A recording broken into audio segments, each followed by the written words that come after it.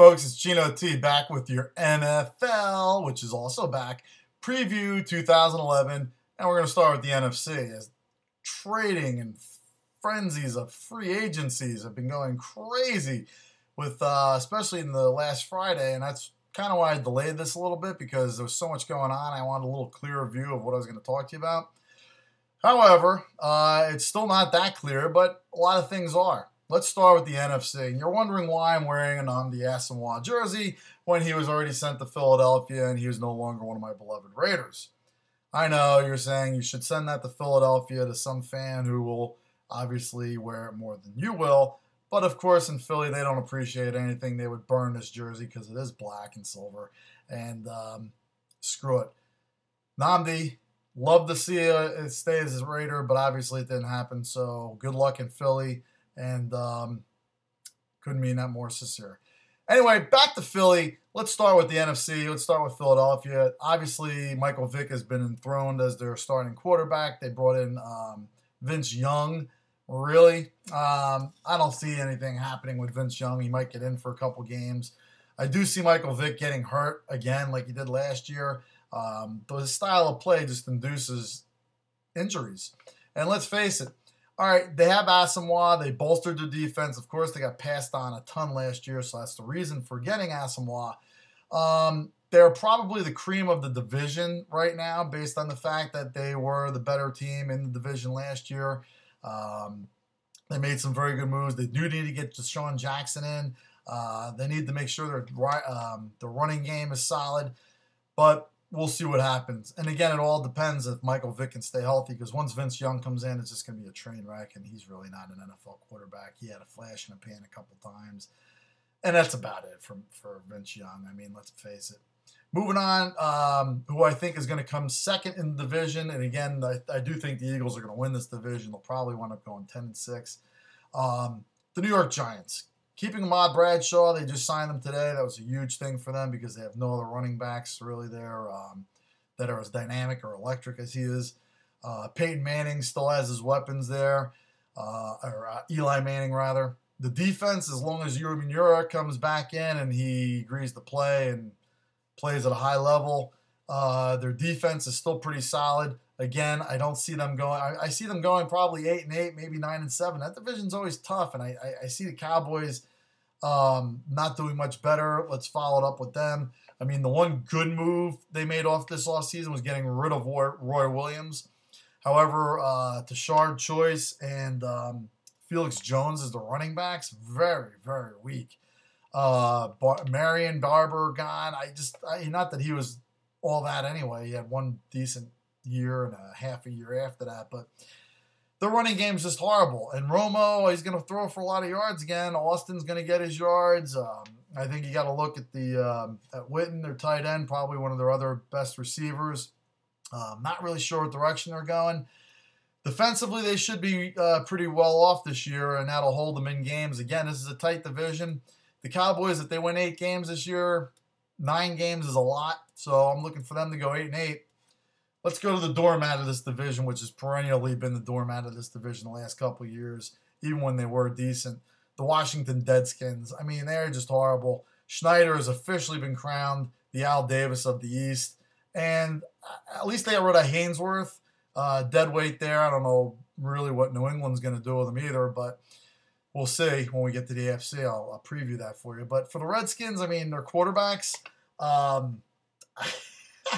John Beck, they re-signed Grossman. I mean, are they serious?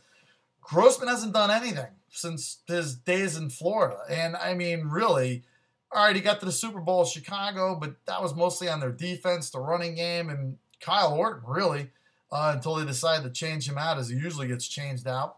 And I just don't see it happening for them. I don't see the Redskins doing anything this year. Not enough to say about them, not enough interest. Just in bad shape. Ryan Terrain might be their only hope. Hightower is their other hope they brought in, but Hightower didn't do it out in the desert that consistently, so what makes me think he's going to do it behind a shitty offensive line in Washington?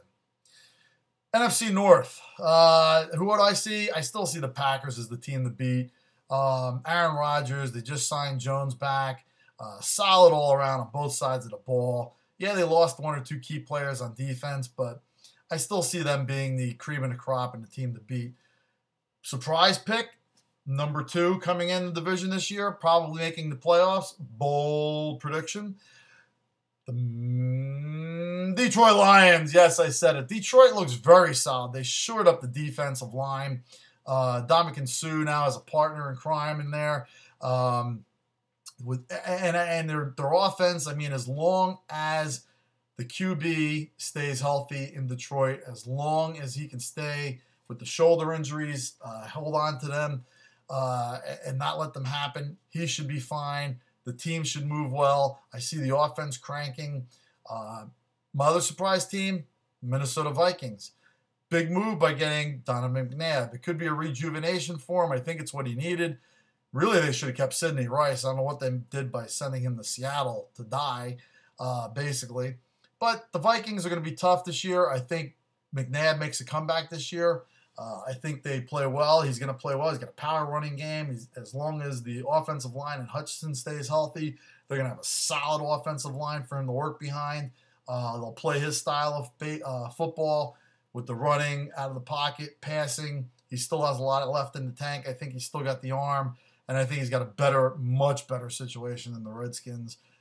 So it's really his team to screw up pretty much. Chicago Bears, you signed Roy Williams. That pretty much says it all. Fruits, he's not there. They haven't signed him. He might be cut. I don't know what direction this team's going.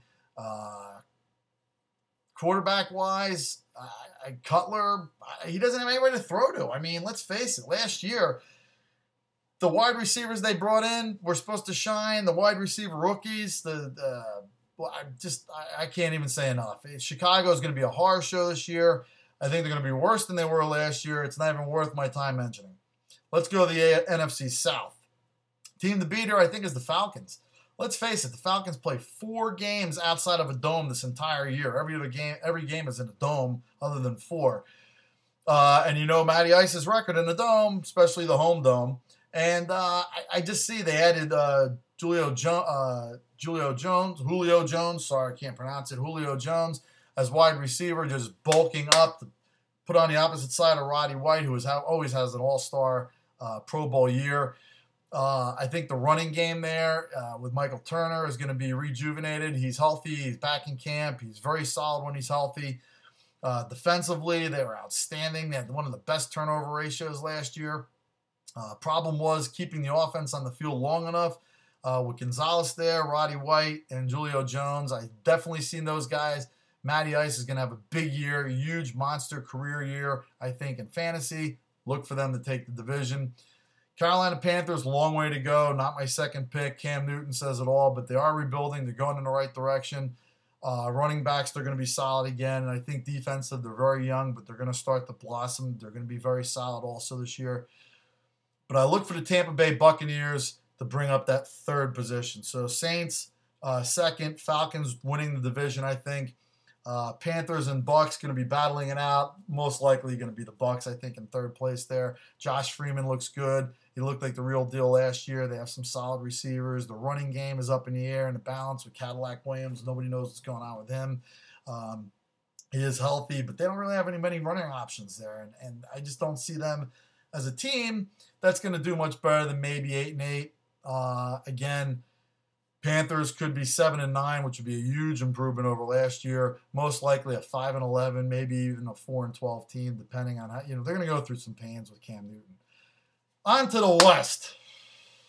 The West is not the best, and especially this West.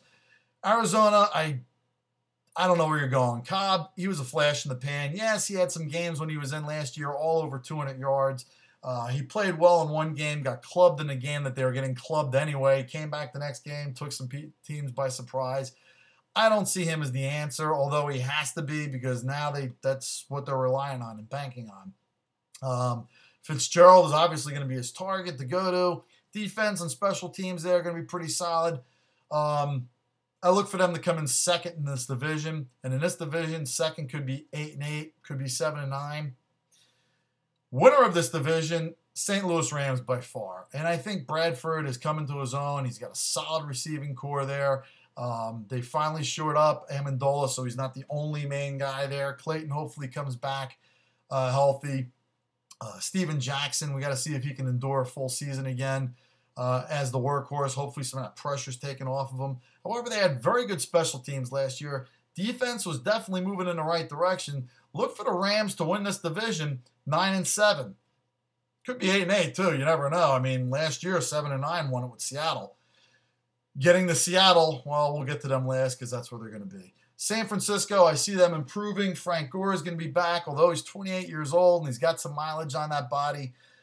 They're not really sure at running back beyond Frank Gore.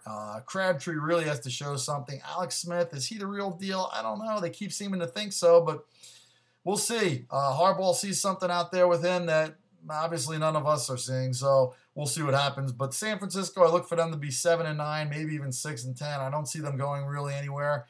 Again, St. Louis, I think, is going to take the division. I think the Cardinals are going to be tough in second. San Fran, third place, and only because Seattle, who do you have? Charlie Whitehurst, your quarterback. You brought in Tavares Jackson. What has he done? You brought in Sidney Rice hoping to rekindle something that was never even kindled in the first place. I don't know. Let's see what happens. Seattle, if you go with Marshawn Lynch and that squad you have there, I don't even know what you want to call it. I see them going 4-12, maybe tops. I mean, they're going to win half of their games at home because they are tough at home and mostly against the bottom half of their division. Seattle's just not even worth the mention again. But that's my wrap up for the NFC. I will be cluing you in on the AFC preview by Friday. And until then, take it easy.